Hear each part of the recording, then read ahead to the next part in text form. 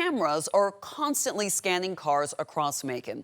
Now, some people are wondering if they're keeping you safe or watching too much.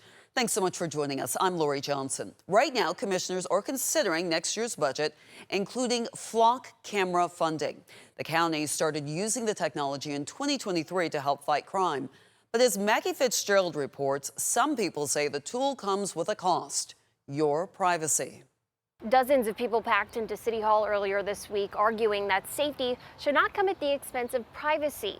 The debate comes as county leaders weigh whether to continue funding for flock cameras around Macon-Bibb and determine whether they should remain part of the county's public safety strategy.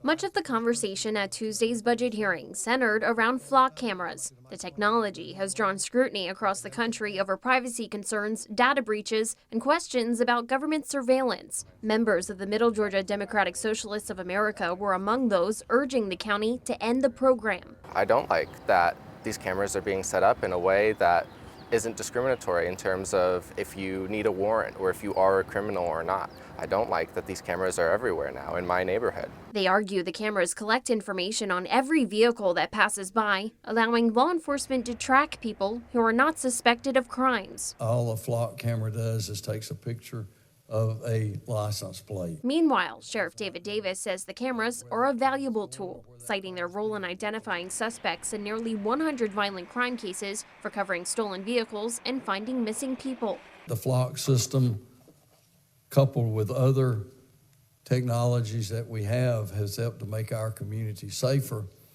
And they're not completely, as we would say, surveillance. With the final vote just days away, opponents argue the price of surveillance may be too high. Every time a car goes by, it takes a picture of the rear of the vehicle. The potential for abuse, I think, is one of the larger things that we're concerned about. Reporting in Macon, Maggie Fitzgerald, 13, WMAZ News.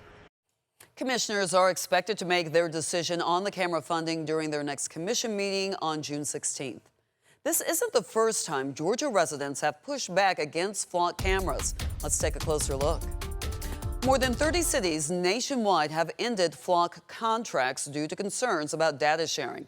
That includes Dunwoody, Georgia, one of the first cities to ever use the cameras. But in just the last 2 months, Dunwoody leaders came to a new agreement with Flock. Now the city is using the cameras, but Dunwoody owns all the data and can block federal access. There have also been multiple protests across Atlanta about the use of flock cameras. Right now, Atlanta is the most surveilled city in the U.S. Comparatech, an English software company, found that there are 125 cameras per 1,000 people. The average city has 11 cameras per 1,000 people.